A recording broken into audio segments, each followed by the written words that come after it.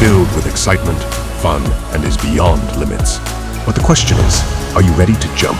If it is a yes, then you have jumped into the world of ultimate entertainment. Welcome to YOLO 247, a place of fun, indulgence, and endless surprises.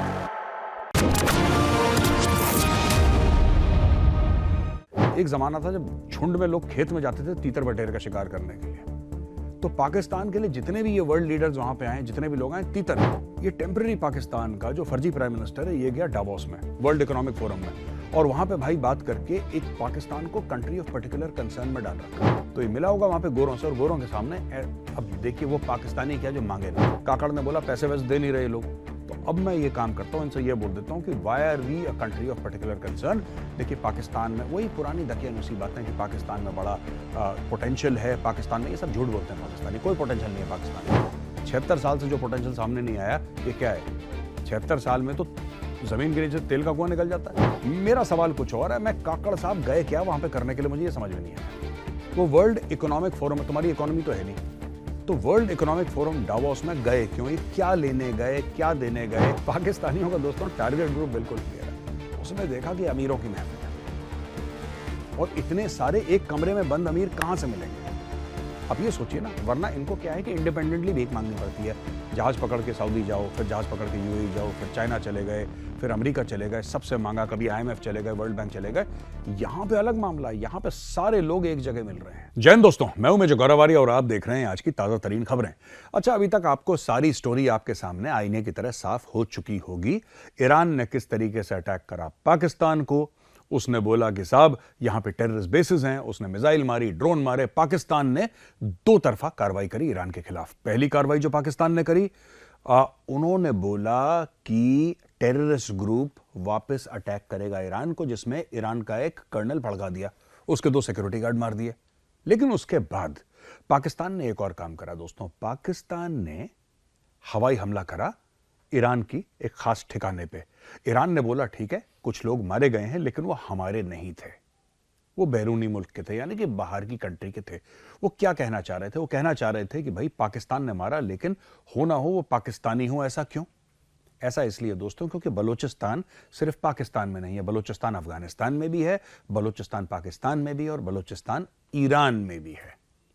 तो ये story है दोस्तों, जो आज दुनिया को जिसने हिला रखा है, किस तरीके से ईरान ने मिसाइल मारी, ईरान ने ड्रोन मारा, पाकिस्तान ने वापसी जवाई हमला करा, और बीच में चाइनीज आ रहे हैं, और चाइनीज कह रहे हैं साहब लड़ाई बंद करो, बंद करो, बंद करो, बंद करो, टाइम आउट, बंद करो।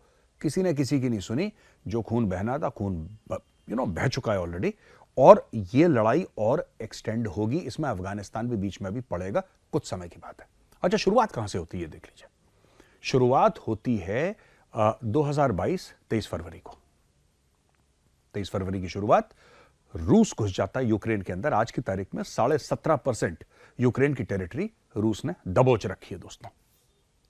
फिर लड़ाई चलती है, स्टेलमेट होता है, धक्का मुक्की होती है, कभी रूस अंदर घुसता है, फिर थोड़ा सा उसको यूक्रेन पीछे धकेलता है, ये सब चल रहा है।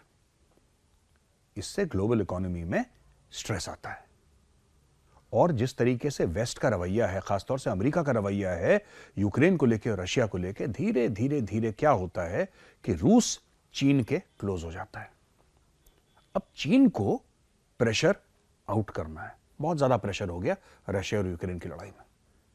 प्रेशर इससे हटाना है, दुनिया की नजरें, टेलीविजन की नजरें इन सब चीजों से हटानी है। तो 7 अक्टूबर को हमास अटैक करता है इजराइल को। हमास, कौन हमास को पैसे देता है? कौन हमास की आइडियोलॉजिकल इंडोक्ट्रिनेशन करवा रहा है? कौन हमास को फंडिंग कर रहा है? कौन हमास को छुपने की जगह दे रहा है? कौन हमास को डायरेक्शन दे रहा है? आदेश कौन दे रहा है हमास को? ईरान। और ईरान को कौन डायरेक्शन दे रहा है? चाइना। यानी कि चाइना फोन करता है ईरान को, ईरान फोन करता है हमास को, हमास अटैक करता है इजराइल को, इजराइल जवाबी कार्रवाई करता है, और दुनिया भर में आग लग जाती है। हाय तौबा, हाय तौबा, इजराइल ने गलत कर दिया, इजराइल ने ऐसा कर दिया, इजराइल ने वैसा कर दिया, इतने लोग मर गए, 10,000, 20,000, दुनिया भर के फिगर्स हमास की सो कॉल्ड हेल्थ मिनिस्ट्री ये फिगर्स दे रही है। अब दोस्तों बीच में क्या होता है कि दुनिया बहुत प्रेशराइज करती है इजराइल को, लड़ाई रोको भाई, stop this war, stop this war. लेकिन इजराइल नहीं रोकता। इजराइल कहता है कि जब तक आखिरी हमास वाले को जमीन के नीचे नहीं गाड़ देंगे हम लोग नहीं रुकेंगे। दुनिया को भी थोड़े समय के बाद बात समझ में आ जाती है कि ये रुकने वाले लोग नहीं हैं। जब तक मकसद हासिल नहीं होगा ये चलते रहेंगे ऐसे ही। बीच में इस पूरी लड़ाई में शामिल हो जाता है हिजबुल्लाह। हिजबुल्लाह शामिल हो जाता है, फिर थोड़ी देर के बाद हूथी शामिल हो जाते हैं। हूथी कौन है? ये शिया हैं। ये शिया हैं, ये टेररिस्ट्स हैं, इनको भी सपोर्ट करता है ईरान। यहां तक तो बॉस स्टोरी ठीक थी, बिल्कुल यहां तक स्टोरी बड़ी मजेदार चल रही थी। स्टोरी में ट्विस्ट कहां पे आता है? स्टोरी में ट्विस्ट वहां पे आता है जब हर एक मर्चेंट शिप को, क्योंकि ये जो एरिया है ये पूरा का पूरा एरिया, चाहे वो लाल सागर का हो चाहे वो और मेडिटेरेनियन का हो, ये ग्लोबल सी ट्रेड जो चलती है उसके लिहाज से बड़ा इंपॉर्टेंट है, बहुत जरूरी है। हूथी देखते हैं जहाज आ रहा है, मर्चेंट जहाज, सामान उठाने वाला, माल उठाने वाला, मारते हैं मिसाइल उसमें। कभी किसी जहाज को कैप्चर कर लेते हैं, हाईजैक कर लेते हैं, कभी फिर मिसाइल मारते हैं। ये पूरी वर्ल्ड ट्रेड को डिसरप्ट करने का तरीका हूथी बना लेते हैं। वहां पे तुर्की कुर्दों के ऊपर मिसाइल मारना शुरू कर देता है। फिर हम देखते हैं ईरान ने यह बोला है कि भाई आपके इराक के अंदर वहां पे तो मोसाद के कोई लोग बैठे हैं, यहूदियों की जासूसी एजेंसी जो है, external intelligence agency of Israel, उधर लोग बैठे हैं, उधर मार देते हैं मिसाइल। फिर ईरान अटैक करता है पाकिस्तान को और पाकिस्तान अटैक करता है ईरान को। अब ये मैंने आपको पूरा प्रोग्राम समझा दिया। जो लड़ाई दो देशों के बीच में शुरू हुई थी उसमें दोस्तों आज की तारीख में दर्जन से ज्यादा देश इन्वॉल्व हो गए, दो कॉन्टिनेंट्स में। पहले लड़ाई सिर्फ ईस्टर्न यूरोप तक थी, यूक्रेन ईस्टर्न यूरोप में आता है, ये लड़ाई सिर्फ ईस्टर्न यूरोप तक महदूद थी और ये लड़ाई फैली नहीं। जो यूक्रेन और रशिया की लड़ाई थी वो कंटेन सिर्फ रशिया और यूक्रेन की रही, इसमें कोई बीच में नहीं आया। लोगों ने पैसे दिए, लोगों ने हथियार दिए, लोगों ने हर किस्म का सपोर्ट दिया, लेकिन ये लड़ाई फैली नहीं, ये दायरे में रही लड़ाई। 2 साल हो गए लड़ाई दायरे में है आज की तारीख में।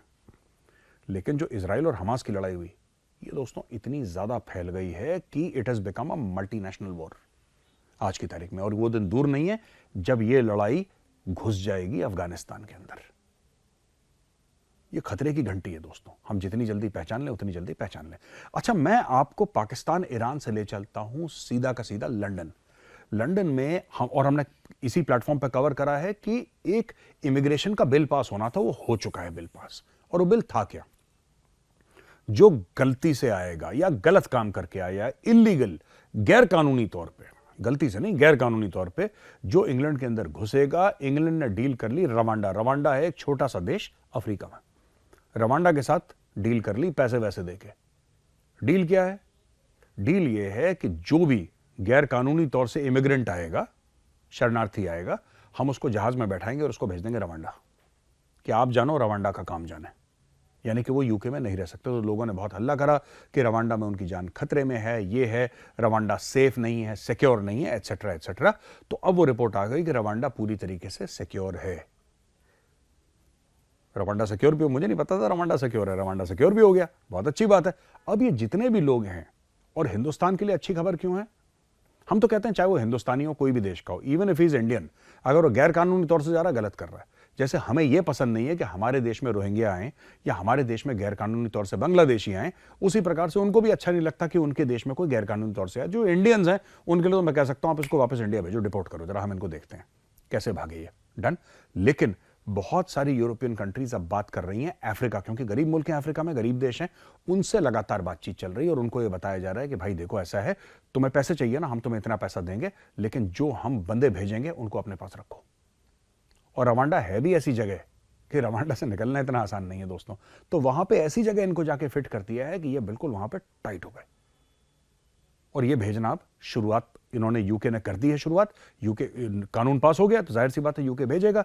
अब जो दूसरे लोग हैं यूरोपियन कंट्रीज, वो भी टाई अप कर रहे हैं। जर्मनी करेगा टाई अप, इटली करेगा टाई अप, फ्रांस को तो बहुत जरूरत है टाई अप करे। फ्रांस को तो 3-4 देशों के साथ टाई अप करना चाहिए। फ्रांस का सिर्फ रवांडा से काम नहीं चलेगा। मैं तो कह रहा हूं कीनिया, तंजानिया, जितने भी हैं, जो नाम मुझे नहीं पता, उनसे भी टाई अप करो भाई।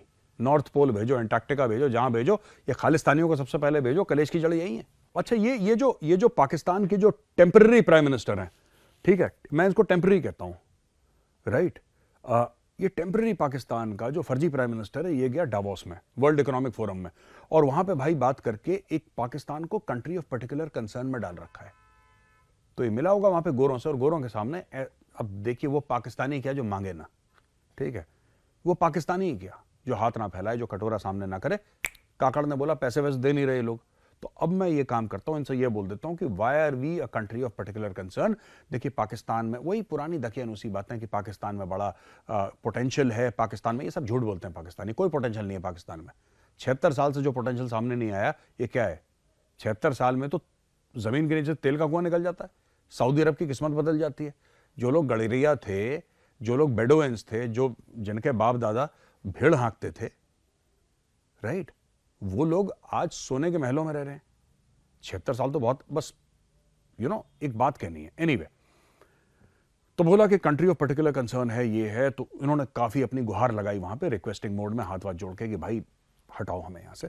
मेरा सवाल कुछ और है, मैं काकड़ साहब गए क्या वहां पे करने के लिए, मुझे ये समझ में नहीं आया। वो वर्ल्ड इकोनॉमिक फोरम है, तुम्हारी इकोनॉमी तो है नहीं, तो वर्ल्ड इकोनॉमिक फोरम डावोस में गए क्यों? ये क्या लेने गए, क्या देने गए? लोग वहां, देखिए ये अमीरों का प्लेटफॉर्म है वर्ल्ड इकोनॉमिक फोरम, वहां पे डील्स होती हैं, वहां पे लोग दुनिया की इकोनॉमी की बात करते हैं, राइट, वहां पे लोन या खैरात नहीं बढ़ती। अब देखिए इनको, जिसको कहते हैं ना हम टीजी कहते हैं, मार्केटिंग में टीजी कहते हैं, टारगेट ग्रुप। पाकिस्तानियों का दोस्तों टारगेट ग्रुप बिल्कुल क्लियर है। उसने देखा कि अमीरों की महफिल है और इतने सारे एक कमरे में बंद अमीर कहां से मिलेंगे? आप ये सोचिए ना, वरना इनको क्या है कि इंडिपेंडेंटली भीख मांगनी पड़ती है। जहाज पकड़ के सऊदी जाओ, फिर जहाज पकड़ के यूएई जाओ, फिर चाइना चले गए, फिर अमेरिका चले गए, सबसे मांगा, कभी आईएमएफ चले गए, वर्ल्ड बैंक चले गए। यहां पे अलग मामला है, यहां पे सारे लोग एक जगह मिल रहे हैं। एक जमाना था, अब तो मतलब ये आउटलॉ चीज हो गई है और अब ये गैर कानूनी है। एक जमाना था जब झुंड में लोग खेत में जाते थे तीतर बटेर का शिकार करने के लिए। तो पाकिस्तान के लिए जितने भी ये वर्ल्ड लीडर्स वहां पे आए, जितने भी लोग आए, तीतर हैं, या जिसको अंग्रेजी में आप कह सकते हैं टर्की शूट। तो इन्होंने क्या करा कि पाकिस्तान ने सबको देखा कमरे में, बोला कि सबसे एक ही दिन हम मांग लेंगे। ये मांग रहा होगा वहां पे, लोगों सेटिंग अपनी कर रहा होगा काकड़, जहां तक मुझे आइडिया है दोस्तों। तो ये था आज का वीडियो। कैसा लगा आपको वीडियो? अगर पसंद आए तो इस वीडियो को लाइक जरूर करिएगा दोस्तों, और कमेंट में लिखिए इस वीडियो में आपको क्या अच्छा लगा, क्या बुरा लगा। मैं कल फिर मिलूंगा आपसे एक नए वीडियो के साथ, तब तक के लिए जय हिंद।